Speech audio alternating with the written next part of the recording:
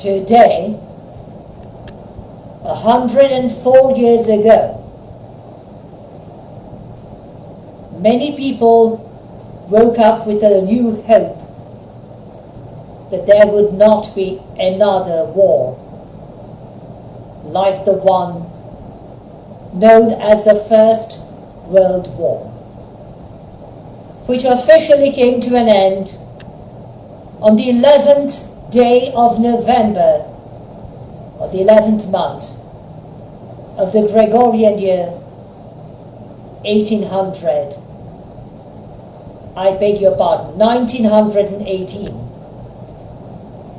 I crave leave to correct my error. The First World War came to an end on the 11th day of the 11th month, or the month of November, of the Gregorian year 1918. In other words, 4 years after the war had officially begun, destroying millions of people, millions of innocent lives, children, the elderly, the infirm, the physically challenged, the mentally challenged, and almost of every kind which may arise upon our minds.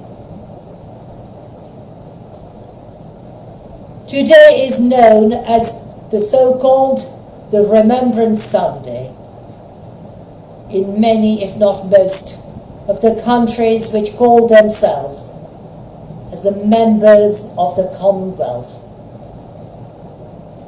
Once upon a time, reigned by the United Kingdom of Great Britain, and Northern Ireland in those days were not known but Ireland, and perhaps more correctly, the feudal family or the royal family of Britain.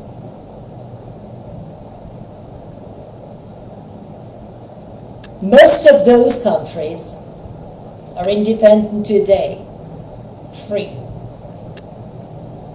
But they are quite happy to remain within the frame of the Commonwealth, because most of those countries still appreciate the sound relationship with Great Britain and Northern Ireland. I come from one of those countries, known currently as the Republic of India, initially India, and perhaps, as many other people may call, the subcontinent of India. No doubt, there were tyrannical authorities which tried to suppress my fellow countrymen and women, the natives of my homeland. But thanks be to God that those people could not prevail over natural justice and equity, recognized by many, if not most, of the people of the island known as the British Island or Great Britain today. I am a proud Indian.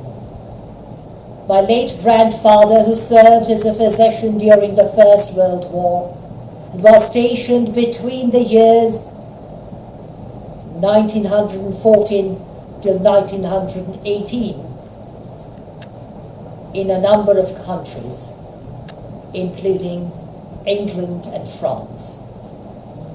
According to certain sources, he was also taken a captive by the subordinated soldiers of Emperor Wilhelm II of Germany, but was released on the ground because he was not a fighting soldier but a physician. His task was to heal instead of killing. Not to kill, but to heal. Today, however, even after the end of a so dramatically devastating, inhumane war known as the First World War, the world has not learned much. Parts of the world is being ravaged by the cruelty of tyrants, of despots, of greedy, selfish individuals who care about nothing other than the power which they believe to have obtained by their own success. Alas, they do not know that such pride can only lead to their own destruction, as it happened time and time again in the past, even during the past century.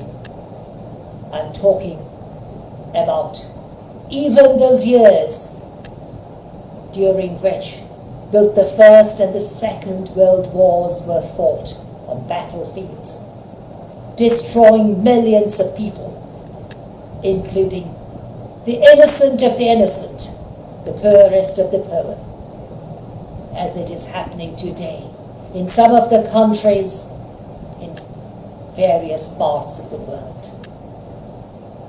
But of course, we can bring such evil to an end, provided all of us work unitedly, indeed, in a front of unity.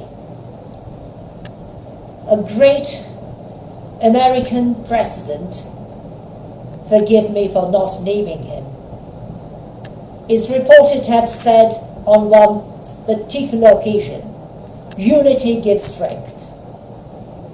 And that particular phrase has its own morale, even morals in plural.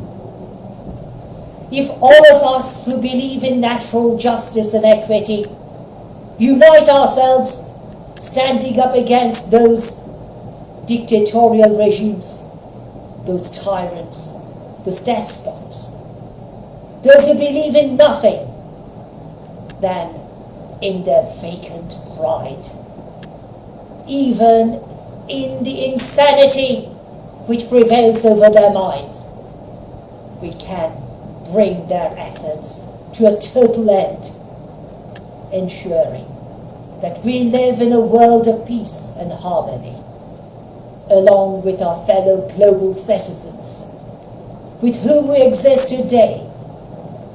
We do not merely exist, but coexist with others. And surely we can bring our world a step further if we unitedly take a step further towards a better future for all of us. For the generations to come, even our own children, grandchildren, the loved ones. But we must work together. We must take a step forward.